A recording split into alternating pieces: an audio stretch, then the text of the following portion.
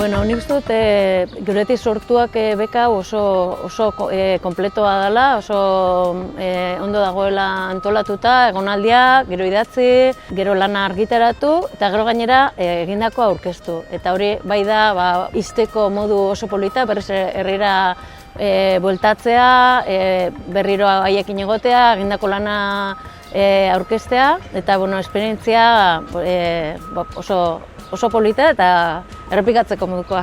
Nekin zerbait desagertuko zela, baina egiten zer gertatuko zen eta ze personeiak, hasierako personei finko batetik aparte nekin zer gertatuko zen eta dena izan da hango bizipenetan oinarritua eta uste dut niri interesgarri ditu zait hori egitea, ez?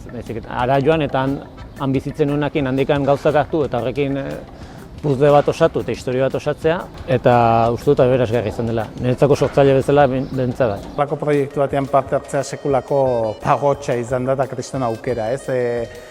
Batetik baldintza ezin hobeak daudelako sortzaile bezala, nolabait zuk landu nahi duzun gai bat hartzeko eta horren inguruan aritzeko, zure egunerokotasunetik ateri eta bertze kontestu batean sormen lan bat egiteko eta gainera bertako komunidadearekin lotuta eta errotuta, ez? Niretzat hori izugarri polita izan da, Atarratzeko herrikotxeak abera ezin hobea egin zidan eta euren bidez Atarratzeko jende aski diferentearekin egoteko aukera izan nuen. Lisboako lauze idatzitakoan, herrian orkestu nuen, ustekabean agertu ziren hori pertsonaia bihurtutako pertsonaren, Segundo Galartzaren zenideak, zenide urrunak, eta ez da bakarrik zuzeuke historia bat sortzea, idaztea eta irakurle batzuk izatea, baizik eta dana harreman aberasgarri eta eder baten baitan sartzen da.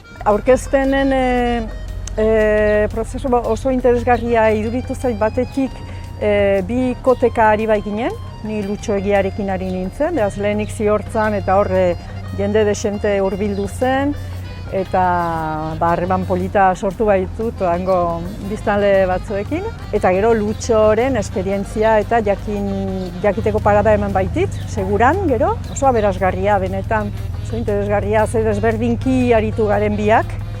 Eta hori islatzen da gero liburuan, 10 ipuin dira eta 10 oso desberdinak. Polita izan da ikustea jendea nola gerturatu den, ze galdera motak egiten zizkiguten, esperientziaren inguruan, kontakizunei buruz, eta egia esan da oso feedback politak jaso ditugu. Eta oso ederra izan da herrien jarrera ere bai, harrera. Azkenean zure lan hori zabaldu ahal izatea, eta aurkeztu ahal izatea. Ferietatik kanpo eta beste giro gertuagoko batzuetan. Ni oso esperimentala izan nintzen, niretzako nire lehenengo lana zen, orduan, dakasulako obligazio bat zure lan propioa ulertzeko, inori azaldu baino lehenotio, eta berrikusteko, eta baita ere indako lanakin rekonziliatzeko. Eta gero, jendeai dagokionez, oso polita izan zen, elkarrizketatutako jendea bertan ikustea, ipuina zati batzukan irakurri ahal izatea, eta zerbait bueltan ematea. Izan zen, nire kasuan nintzen berritxun, eta udan ez zegoen horren beste jenderik, nahiko udatiarra joaten dira inguruko kostaldeko herrietara, eta orduan polita izan zen, herri bera beste urtaro batean deskubritza. Eta esan nuke harrera ona izan zuela, azkenean kultura eramatea herrietara eta herrien gandik jasotzea eta hor hitz egitea horri buruz netzako ederra izan zen. Eta Maite Aizpuruarekin batera egin nuen berari egokitutako zonaldean ere bai, eta hor ere oso polita izan zen, ez dakit gustatu zitzaidan, bestela ematen du sortzailea bakardadean egoten dela idazten eta gero jendearekin hartu eman horrek asko ematen dio norberari. Garrantzizkoena proiektu honetan herrien eta sortzaileen arteko hartu emon zuzen hau da, ezta? Alde horretatik esango nuke ondo asmatua dela.